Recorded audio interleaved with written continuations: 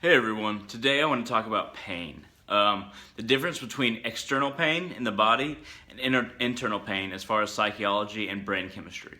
External pain is something that I've experienced quite a bit of. I've had my arm broken, twisted in a mountain bike accident.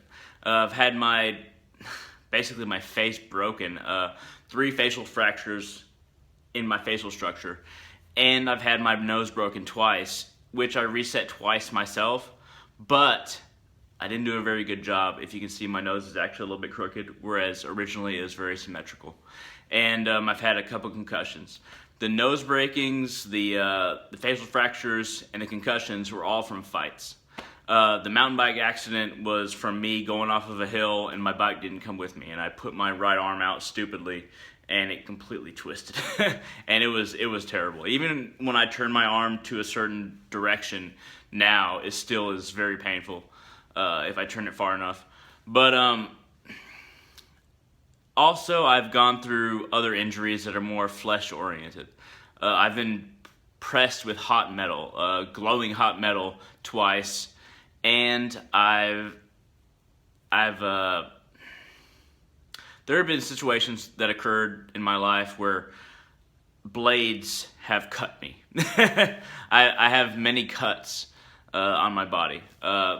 Some of the biggest ones are on my chest, where those are some of the deepest that went straight through the epidermis. But all this is basically to explain how I've gone through physical pain. It's not something that I have been able to avoid. And these instances of physical pain have been absolutely nothing compared to the mental pain I've experienced. Now, physical pain is something that most people can identify with. They're like, okay, that looks like it hurts, or that would obviously hurt. But mental pain is something that can't be quantified by somebody not experiencing it. It can't be seen, it can't be touched, it can't be known outside of an individual's brain. And when somebody is sad, when somebody is depressed, when somebody is extremely angry, when somebody is extremely in despair based on something that's happened in their lives, when somebody feels a sense of confusion that is so extreme that one can't even find their center of balance, ideologically or literally physically, these can be just as harsh as any physical pain we experience. Now, I've experienced all these physical pains. Now, I've experienced these mental pains that are actually much worse.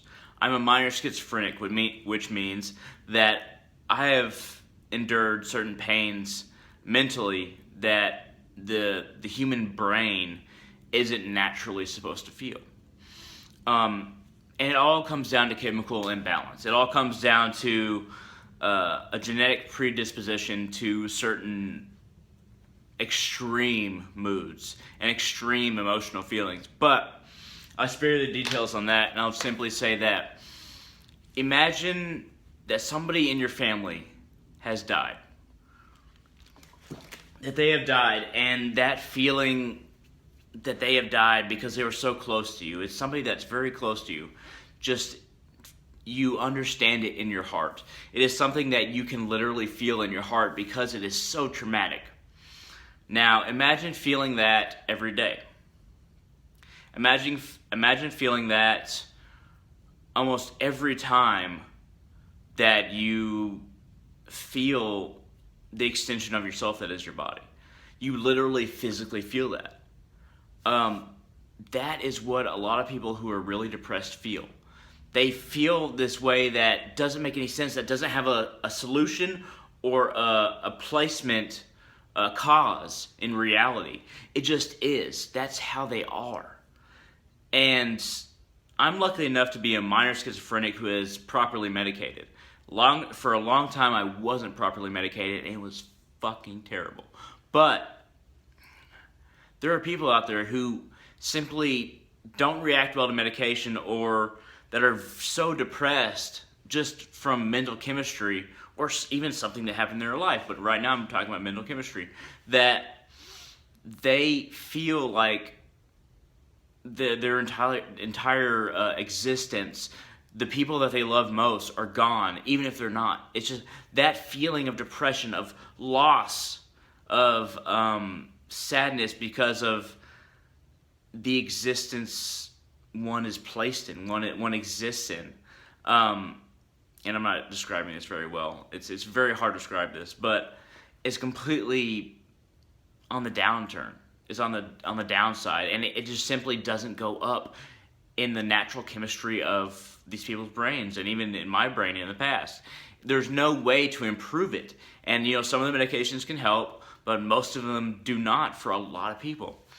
Now, the reason I've been thinking about pain a lot today is not necessarily because I've been thinking about mental pain is so much worse than physical pain in these instances, but that other people simply don't understand the levels of pain, the magnitudes of pain. And I've experienced very extreme magnitudes physically and mentally.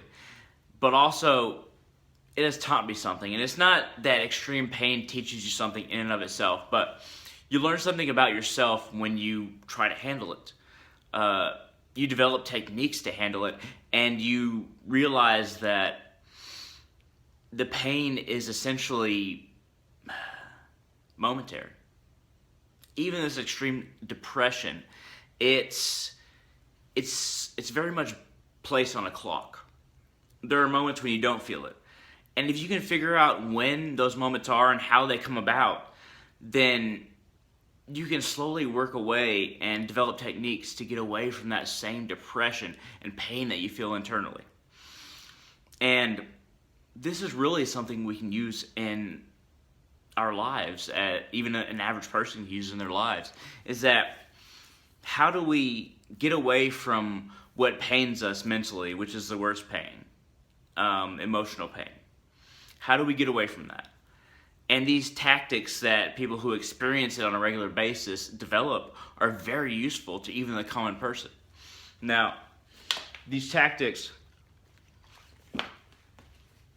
are very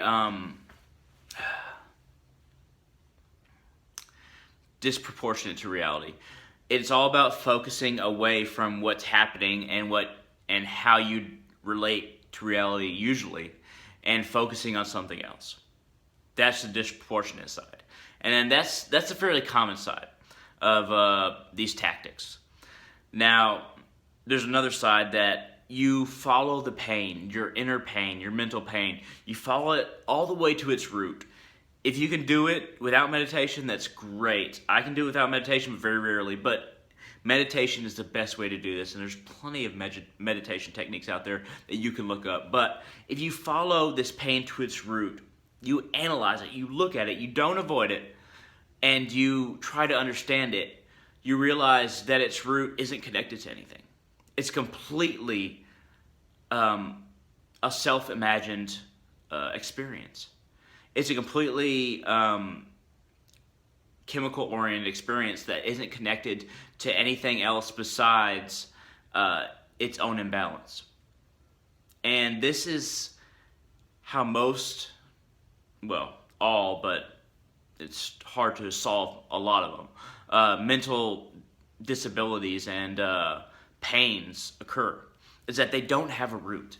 If you travel along from the pain that you feel all the way to the source of the pain, a lot of them aren't connected to anything. And then once you realize mentally, after examining yourself, after examining what is causing this pain and the pain that you feel, after examining it for long enough, you'll find that it isn't connected to anything, and it will actually free you. Realization, in this sense, can free you from a chemically based pain that we all feel at some point or another. Realization can go to the root of this and help you to feel that it is insubstantial in your life. This can help everybody. And it's important that this can help everybody because internal pain is something everybody feels, and it's something that most people don't know how to deal with. The average man, the average woman does not know how to deal with this. And if we simply put aside the external orientation that the world demands of us, and focus on what we experience within, regardless of the stimuli, then we can solve most of our problems in life. And this is no different for pain. Pain is probably the most basic example of this, of how we can understand what we feel in relation to the external world by realizing its root within us. And this is how we understand pain. This is what we have to understand in order to expand our own consciousness and get past all these things that inhibit us most. And that's what I've been thinking about pain most of the day. And this is the best I can explain it. This is off the top of my head. I didn't plan any of this, but I hope this has helped you a little bit. This is episode 3 of my daily vlog, and please feel free to comment. Thank you.